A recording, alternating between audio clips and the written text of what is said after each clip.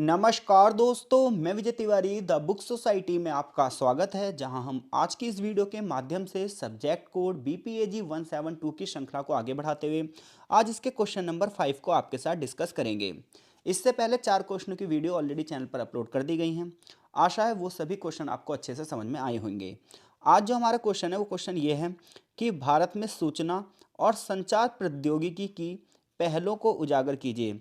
यानी कि information and communication technology के क्षेत्र में भारत सरकार द्वारा क्या क्या पहल की गई हैं, उन पहल को आपको यहाँ पर बताना है। तो चलिए आंसर को समझते हैं। तो अगर आप भारत की बात करोगे तो भारत में इंफॉर्मेशन और कम्युनिकेशन टेक्नोलॉजी यानी कि ICT के क्षेत्र में बहुत सारी शुरुआत की गई हैं और इन सब का उद्देश्य ये है कि देश में जो डिजिटल स्ट्रक्चर है हमारा उसे मजबूत किया जाए और डिजिटल साक्षरता को भी बढ़ावा दिया जाए। नई नई टेक्नोलॉजी के माध्यम से जो हमारे देश के नागरिक हैं उनके जीवन की क्वालिटी में सुधार किया जाए। इनमें से जो कुछ पहल हैं उनके बारे में यहाँ बताया गया है। यानी कि भारत में इंफॉर्मेशन एंड कम्युनिकेशन टेक्नोलॉजी की अगर आप बात करोगे तो बहुत सारी योजनाएं चल रही हैं और इन सब का उद्देश्य ये है कि देश में डिजिटल साक्षरता को बढ़ावा दिया जाए, ज़्यादा से ज़्यादा लोगों को तकनीकों के माध्यम से जोड़ा जाए और तकनीक की पहुंच प्रत्येक व्यक्ति तक हो सके ताकि लोगों के काम आसान हो सके और उनके जीवन की गुणवत्ता में सुधार हो सके, सुशासन की स्थापना हो सके और लोग ज़्यादा से ज़्यादा अपने अधिकारों के बारे में अवेयर हो सकें। ऐसा ही एक प्रोग्राम है डिजिटल इंडिया प्रोग्राम। ये प्रोग्राम 2015 में शुरू किया गया था। पूरी तरीके से एक सरकारी कार्यक्रम है। इसका उद्देश्य ये है कि भारत को डिजिटल रूप से सशक्त किया जाए यानी कि मजबूत किया जाए और एक ऐसे समाज की स्थापना की जाए जहां हर एक व्यक्ति डिजिटली रूप से नॉलेजेबल हो, सभी को ज्ञान प्राप्त हो सके। डिजिटल इंडिया कार्यक्रम के 3 घटक हैं। पहला घटक यह है कि हमें डिजिटल इंफ्रास्ट्रक्चर को मजबूत करना है, यानी कि हर क्षेत्र तक डिजिटल सुविधाओं की पहुंच करनी है। दूसरा यह है कि सेवाओं का डिजिटल स्तर पर वितरण, यानी कि ज़्यादा से ज़्यादा जो सर्विसेज हैं वो ऑनलाइन लोगों को प्रोवाइड करवाई जा सके ताकि लोगों का समय बच सके और धन बच सके। तीसरी बात यह है कि डिजिटल एजुकेशन यानी कि डिजिटल जो लिटरेसी रेट है, डिजिटल जो साक्षरता है, उसमें भी सुधार किया जाए। बहुत सारी जो परियोजनाएं हैं ये Bharat net, common service centres और ई क्रांति जैसे कार्यक्रम भी इसमें शामिल हैं। तो जब आप डिजिटल इंडिया कार्यक्रम की बात करते हो ये 2015 में शुरू किया गया है, ठीक है। और इसका उद्देश्य ये है कि डिजिटल साक्षरता को बढ़ावा दिया जाए, डिजिटल रूप से समाज को मजबूत किया जाए और डिजिटली वे में ही लोगों को ज्ञान प्रदान किया जाए। इसके साथ साथ इसमें डिजिटल इंफ्रास्ट्रक्चर के डेवलपमेंट की बात की गई है और ये कहा गया कि ज़्यादा से ज़्यादा जो सर्विसेज हैं वो डिजिटल वे में ही मिलनी चाहिए और आज के टाइम पे बहुत सारी जो सर्विसेज हैं वो ऑनलाइन ही प्रोवाइड हो जा रही हैं। अगला है भारत नेट परियोजना। तो जो भारत नेट परियोजना है ये ग्रामीण क्षेत्रों और दूर दराज के जो क्षेत्र होते हैं ना उसमें इंटरनेट कनेक्टिविटी प्रदान करने के लिए दी गई है। तो ग्रामीण क्षेत्रों और दूर दराज के क्षेत्रों को जोड़ने के लिए जो भारत नेट परियोजना है ये बहुत महत्वपूर्ण भूमिका निभा रही है। ये परियोजना देश के सभी गांवों को ब्रॉडबैंड नेटवर्क से जोड़ने का लक्ष्य रखती है कि देश के हमारे जितने भी गाँव हैं, ठीक है, रूरल एरिया हैं, इन सभी एरियो की कनेक्टिविटी ब्रॉडबैंड के जरिए हो सके। ये ग्राम पंचायतों को हाई स्पीड डाटा प्रदान करने के उद्देश्य से शुरू की गई है। तो भारत नेट परियोजना की बात करोगे तो भारत नेट परियोजना ग्रामीण और दूर दराज के एरिया को कनेक्टिविटी देने के लिए की गई है। ये एक बहुत ही इंपॉर्टेंट प्रोजेक्ट है जिसके माध्यम से गाँव को ब्रॉडबैंड नेटवर्क से जोड़ा जा रहा है। ये ग्राम पंचायतों को हाई स्पीड डाटा भी प्रदान कर रहा है। अगला है आधार आधारित सेवाएं। तो आधार प्रणाली जो कि बायोमेट्रिक पहचान पर आधारित है, आप सबका आधार कार्ड बना होगा, आप सभी जानते हो। ये भारत में डिजिटल सेवाओं की नींव रखी गई है। आज बैंक के खाते हों, चाहे सब्सिडी हो या सरकारी सेवाओं का लाभ प्राप्त करना हो, सब में आधार संख्या जो है वो एक महत्वपूर्ण भूमिका निभाती है। आज जो डिजिटल भुगतान किए जा रहे हैं, प्रत्यक्ष लाभ अंतरण, डायरेक्ट बेनिफिट ट्रांसफर कर रहे हैं, सरकार जो सब्सिडीज दे रही है, उन सब की पहल इससे सीधे तौर से जुड़ी हुई है। तो आज जो आधार प्रोसेस है हमारा वो एक तरीके से ना हर एक व्यक्ति की मूलभूत आवश्यकताओं में से एक हो गया है। अगली बात करें अगर हम ICT के क्षेत्र में तो स्टार्टअप इंडिया और IT उद्योगों का विकास। तो देखो, स्टार्टअप इंडिया के बारे में हमने पिछले क्वेश्चन में भी पढ़ा था कि अगर हम बात करें तो इंफॉर्मेशन एंड कम्युनिकेशन टेक्नोलॉजी ने स्टार्टअप इंडिया को बहुत ज़्यादा बढ़ावा दिया है। इसने कहीं ना कहीं चीज़ों को इनोवेटिव कर दिया है, यानी कि नवाचार को बढ़ावा दिया है, उद्यमशीलता को बढ़ावा देने में एक महत्वपूर्ण भूमिका निभाई है। खासतौर पर अगर भारत में स्टार्टअप देखोगे तो फिनटेक, एड्यूटेक, हेल्थ टेक, इन सब क्षेत्रों में नई नई तकनीकों का उपयोग किया जा रहा है जिसने देश के सर्विस सेक्टर में एक महत्वपूर्ण भूमिका अदा करी है। सबसे बड़ी बात ये देख रहे हो, आज आज जब डिजिटली भुगतान किया जा रहा है, UPI पेमेंट हर एक बंदा कर रहा है। तो भारत ने यूनिफाइड पेमेंट्स इंटरफेस यानी कि UPI और डिजिटल वॉलेट के माध्यम से डिजिटली भुगतान में बहुत बढ़ोतरी देखी है। आज हम देख रहे हैं छोटी से छोटी दुकान हो चाहे बड़ी से बड़ी दुकान हो, हर एक व्यक्ति यूपीआई को बढ़ावा दे रहा है। नकद रहित अर्थव्यवस्था धीरे धीरे आगे बढ़ रही है।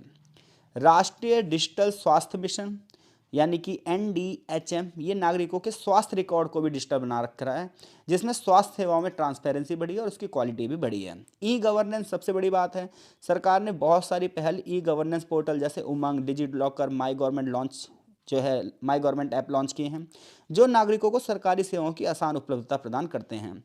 इसके अलावा मेक इन इंडिया और IT हार्डवेयर जो हैं, इसके माध्यम से भी देश की अर्थव्यवस्था को बढ़ावा मिल रहा है। इंजीनियरिंग और मैन्युफैक्चरिंग जैसी गतिविधियों को बढ़ावा मिल रहा है। स्मार्ट सिटी मिशन एक और बड़ी परियोजना है जो लगभग 100 शहरों को स्मार्ट शहरों में बदलने के लिए शुरू की गई है। इसमें सस्टेनेबल डेवलपमेंट, स्मार्ट ट्रांसपोर्टेशन और डिजिटल सेवा प्रबंधन पर जोर दिया गया है। इसके अलावा आज AI का ज़माना है, तो आर्टिफिशियल इंटेलिजेंस और मशीन लर्निंग को भी बढ़ावा देने के लिए जो हमारा नीति आयोग है, वो राष्ट्रीय आर्टिफिशियल इंटेलिजेंस रणनीति शुरू कर रहा है, जिसका उद्देश्य यह है कि कृषि के क्षेत्र में AI की मदद से जो है विकास की संभावनाओं को बढ़ावा दिया जाए। स्वास्थ्य के क्षेत्र में भी AI और मशीन लर्निंग को बढ़ावा देकर स्वास्थ्य में जो गंभीर बीमारियां हैं उनका इलाज ढूंढे जाए। शिक्षा के क्षेत्र में और स्मार्ट सिटी में भी AI का उपयोग किया जा सके। निष्कर्ष ये निकलता है कि भारत की आर्थिक समृद्धि में ICT की जो पहल हैं ये बहुत अहम भूमिका निभा रही हैं। न सिर्फ ये देश की डिजिटल प्रगति के लिए ज़रूरी हैं, बल्कि लोगों को भी मॉडर्निटी से सामना जो करवाने के लिए बहुत ज़्यादा ज़रूरी हैं। इससे न सिर्फ देश का तकनीकी विकास होता है, बल्कि एक डिजिटल अर्थव्यवस्था भी आगे बढ़ती है। तो अगर ये क्वेश्चन आता है तो आप डेफिनेटली इस क्वेश्चन के आंसर को कर देंगे, मैं आशा करता हूँ। अगला क्वेश्चन है हमारा, पंचायती राज संस्थाओं की कार्य प्रणाली का मूल्यांकन कीजिए और उसमें सुधार करने के उपाय भी बताइए। यानी कि पंचायती राज संस्थाएं कैसे कार्य करती हैं और उसमें जो कमियां हैं वो बताओ, फिर उसको सुधार करने के भी उपाय बताओ। तो देखो भाई, आप सभी को पता है 73rd अमेंडमेंट से भारत में पंचायती राज संस्थाओं की स्थापना हुई। यानी कि अगर आप भारतीय संविधान जो पढ़ोगे, मूल संविधान पढ़ोगे, तो उस समय पंचायती व्यवस्था नहीं थी। इसके बाद क्या ये थी, लेकिन नीति निर्देशक तत्वों में थी, आर्टिकल नंबर 40 में। लेकिन आगे चलकर इसका संवैधानिकरण किया गया। तो भारत में जो आप पंचायतें आज देख रहे हो, उसकी स्थापना संविधान के 73वें संशोधन के माध्यम से 1992 में की गई और 1993 में लागू किया गया। यानी कि आज जो ग्रामीण स्तर पर पंचायतों के चुनाव होते हैं वो 1993 से शुरू हुए, उससे पहले ग्रामीण स्तर पर पंचायतों के चुनाव नहीं होते थे। अब जो ये पंचायती राज संस्थाएं की स्थापना की गई, ये इसलिए की गई भाई, ताकि गांव के लोगों को गांव में ही न्याय मिल सके और जो ग्रामीण विकास है उसे बढ़ावा मिल सके। तो इसका उद्देश्य था ग्रामीण विकास को बढ़ावा देना। इसके अलावा लोकल गवर्नेंस को मजबूत करना, यानी कि स्थानीय शासन को मजबूत करना और सामाजिक आर्थिक प्रगति लाना। और सबसे बड़ी बात यह है कि जो वंचित लोग थे उन्हें भी समाज की मुख्य धारा से जोड़ना, और इसीलिए पंचायती चुनाव में SC, ST, OBC और महिलाओं के लिए आरक्षण की व्यवस्था भी की गई। तो अगर आप भारत में पंचायती राज व्यवस्थाओं की बात करोगे तो पंचायती राज व्यवस्था को इतिहास तो बहुत पुराना है भारत में, लेकिन इसका संवैधानिकरण जो किया गया वो 1992 में किया गया और 93 में से लागू किया गया। 73rd अमेंडमेंट यानी कि 73वें संशोधन के माध्यम से जब पंचायती राज संस्थाएं आई, तो उसके बाद ये हुआ कि भाई हर 5 साल में चुनाव होंगे पंचायतों के। 74वां संशोधन नगर पालिकाओं के लिए आया कि नगर पालिकाओं के चुनाव 5-5 साल में होंगे। तो अगर आप ग्रामीण क्षेत्रों में देखें तो जो पंचायतों के चुनाव होते हैं वो हर 5 साल में होते हैं। इसकी शुरुआत 1993 से हुई थी। अब इसके पहले पॉजिटिव और निगेटिव पॉइंट्स क्या बनते हैं, तो देखो, जो स्थानीय स्वशासन है, पंचायती राज जो संस्थाएं हैं, इससे क्या होता है, स्थानीय स्तर पर जनता की समस्याओं के समाधान में सहायक सिद्ध हुई हैं। क्योंकि सपोज डेट ये पूरा एरिया है, तो आपको पता है इस पूरे एरिया में क्या है कि सपोज डेट ये पूरा एरिया है, यहाँ पर सेंट्रल गवर्नमेंट है, यहाँ पर स्टेट गवर्नमेंट है, ठीक है। अब जो ये ग्रामीण क्षेत्र हैं हमारे, ये डायरेक्ट जो है वो स्टेट गवर्नमेंट से जुड़े हुए हैं, लेकिन स्टेट गवर्नमेंट इतने बड़े क्षेत्र का विकास कैसे करे। तो अगर हर गांव में अपनी एक पंचायत होगी तो उसे पता होगा इस गांव की क्या समस्याएं हैं, हर गांव की पंचायत को पता होगा अपने गांव की क्या समस्याएं हैं।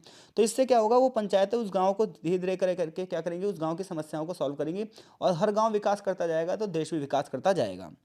तो अगर हम पंचायती राज संस्थाओं की बात करें तो स्थानीय स्तर पर जनता की समस्याओं को दूर करेंगी। वे जनता की जरूरतों के अनुसार प्लानिंग बनाएंगी, उन्हें लागू करने के लिए मजबूत बनाएंगी। इससे स्थानीय विकास होगा। समाज का विकास ये होगा कि पंचायतें शिक्षा, स्वास्थ्य, जल आपूर्ति और स्वच्छता जैसे क्षेत्रों में प्रगति लाने में मदद करती हैं। यानी कि अगर आप पंचायतों का कार्य देखोगे तो प्राइमरी स्कूल्स उनके अंडर में आते हैं, डिस्पेंसरी उनके अंडर में आती हैं, पुलिया उनके अंडर में आती हैं, कृषि क्षेत्र उनके अंडर में आता है, स्वच्छ जल की आपूर्ति उनके अंडर में आती है। अगर वो ये सारे काम करती हैं तो क्षेत्र नहीं बल्कि समाज नहीं बल्कि क्षेत्र का ही विकास होता है। पंचायती राज व्यवस्था में सबसे बड़ी खास बात यह है कि महिलाओं के लिए 33% सीटें रिजर्व कर दी गई हैं, जो कि वुमेन एम्पावरमेंट यानी कि महिलाओं के सशक्तिकरण में एक बहुत बड़ा कदम है। ग्रामीण विकास यानी कृषि, सड़क, सिंचाई और ग्रामीण रोजगार जो योजनाएं हैं उन्हें लागू करने में एक पंचायतों की महत्वपूर्ण भूमिका है। यानी कि जो पंचायती राज व्यवस्था आई उसका सकारात्मक पहलू क्या है, इससे स्थानीय स्वशासन मजबूत हुआ है, समाज का विकास हो रहा है, महिलाओं को लीडरशिप मिल रही है, ग्रामीण विकास के क्षेत्र में ये एक बहुत बड़ा योगदान है। लेकिन बात यह है कि पंचायतों के सामने चुनौतियां क्या हैं। चुनौतियां ये है कि पंचायतों को काम तो बहुत सारे दिए गए हैं लेकिन पैसा उतना है नहीं इनके पास, यानी कि वित्तीय कमजोरियां हैं। पंचायत के पास अपने स्वयं के वित्तीय संसाधन नहीं है। इन्हें कोई भी अगर परियोजना चलानी है तो उसके लिए फंड पर निर्भर रहना पड़ता है और ऊपर से फंड इन्हें बड़ी मुश्किल से मिल पाता है। इसके अलावा पंचायतों में कुशल नेतृत्व की कमी है। आज भी ग्रामीण क्षेत्रों में जो है वो लीडरशिप की कमी है, शिक्षा की कमी है, लोगों को ट्रेनिंग नहीं मिल रही है। तो ऐसे में जो पंचायतों में लोग आ रहे हैं वो सिंपल लेवल पर है, उन्हें ज़्यादा कुछ पता है नहीं, बट क्षेत्र में उनका प्रभाव है तो वो चुनाव जीत जाते हैं। एक चीज़ और देखी गई है कि जो महिलाएं हैं, महिलाएं चुनाव तो जीत जाती हैं लेकिन प्रधान पति ही सारे डिसीजन लेते हैं। कई जगह ऐसा होता है कि पंचायतों में महिलाएं जीत रही हैं बट उन्हें निर्णय नहीं ले रही, उन्हें कुछ पता ही नहीं है, उनके जो पति हैं वही सारी चीज़ देख रहे हैं। तो एक तरीके से महिला सशक्तिकरण को बढ़ावा तो मिला है चुनाव में, लेकिन रियल बेस में उन्हें कोई भी जो है अधिकार नहीं मिले हैं, पावर नहीं मिली है, आज भी पुरुष पावर का यूज़ कर रहे हैं। तो ये चीज़ें थोड़ी सी गलत हैं और ऐसा नहीं होना चाहिए, इसके लिए लोगों को जागरूक होना जरूरी है। अगली समस्या है राजनीतिक हस्तक्षेप। पंचायतें कई बार स्थानीय राजनीति और भ्रष्टाचार का शिकार हो जाती हैं, जिससे वो अपने डिसीजन नहीं ले पाती। जैसे मान लो पंचायत के चुनाव में जो बंदा चुनाव जीता है वो स्टेट गवर्नमेंट वाली पार्टी को अगर सपोर्ट नहीं कर रहा है, जैसे मान लो पंचायत राज्य में जो बंदा जीता है, पंचायत के चुनाव जो जीता है वो कांग्रेस को सपोर्ट कर रहा है, वहाँ पर स्टेट में बीजेपी की सरकार है, तो वहाँ पर जो विकास परियोजनाएं रुक जाएंगी उस पंचायत की। या पंचायत में बीजेपी की सरकार है, स्टेट में वहाँ पर क्या है, कांग्रेस की सरकार है, तो उसे सपोर्ट नहीं करेगी, जिसकी वजह से लोगों का क्या होता है, नुकसान होता है। तो राजनीतिक हस्तक्षेप बहुत ज़्यादा है। इसके अलावा बड़ी योजनाओं का अभाव है। पंचायतें कभी भी पूरी योजना नहीं चला पाती हैं, लंबे लक्ष्यों को प्राप्त नहीं कर पाती हैं क्योंकि इंटरफ्रेंस बहुत ज़्यादा हो जाता है। तो पंचायतिक चुनौतियाँ क्या क्या भाई, पंचायतिक चुनौतियाँ ये है कि पैसे की समस्या है, कुशल नेतृत्व की कमी है, अच्छी लीडरशिप नहीं है, राजनीतिक हस्तक्षेप बहुत ज़्यादा है, ठीक है, अगर सेम पार्टी नहीं है तो खास तौर पर, और कोई बड़ी योजनाएं नहीं चला पाती हैं वित्तीय समस्याओं की वजह से। अब इसमें हम सुधार क्या कर सकते हैं, बस जो कमी है वही सुधार कर दो। तो वित्तीय रूप से पंचायतों को मजबूत कर दो, ज़्यादा से ज़्यादा उनके पास पैसा आ पाए, वो टैक्स लगा पाएँ, संसाधनों का उपयोग कर पाएँ।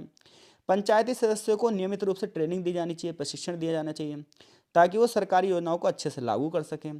ट्रांसपेरेंसी होनी चाहिए, काम के प्रति जिम्मेदारी होनी चाहिए, राजनीतिक हस्तक्षेप को कम करना चाहिए, इसके लिए कड़े नियम बनाने चाहिए, महिलाओं की भागीदारी को और भी ज़्यादा बढ़ावा देना चाहिए और लोकल लेवल पर योजनाएं बनानी चाहिए। निष्कर्ष यह है कि कुल मिलाकर पंचायती राज संस्थाएं लोकतंत्र को जमीनी स्तर पर प्रदान करती हैं, मजबूती प्रदान करती हैं। यदि वित्तीय संसाधन और प्रशासनिक क्षमता को मजबूत बना दिया जाए तो ये संस्थाएं पूरे ग्रामीण भारत में सामाजिक न्याय की स्थापना करेंगी और ग्रामीण विकास का प्रतीक बनेंगी। तो मैं आशा करता हूँ जो हमने ये 6 क्वेश्चन किए हैं इनमें से कोई भी क्वेश्चन अगर आपके पेपर में आए तो डेफिनेटली आप उन क्वेश्चनों के आंसरों को अच्छे से कर देंगे। अगर आपको कोई डाउट हो तो आप हमारे टेलीग्राम ग्रुप में ऐड हो सकते हैं, आप हमें इंस्टा फॉलो कर सकते हैं या कमेंट बॉक्स में कमेंट करके भी आप अपनी समस्या रख सकते हैं। हमारी कोशिश रहेगी कि हम ज़्यादा से ज़्यादा समस्याओं को हल कर सकें। तो आपका बहुत बहुत धन्यवाद, मिलते हैं आपसे नेक्स्ट सब्जेक्ट कोड में, तब तक के लिए धन्यवाद।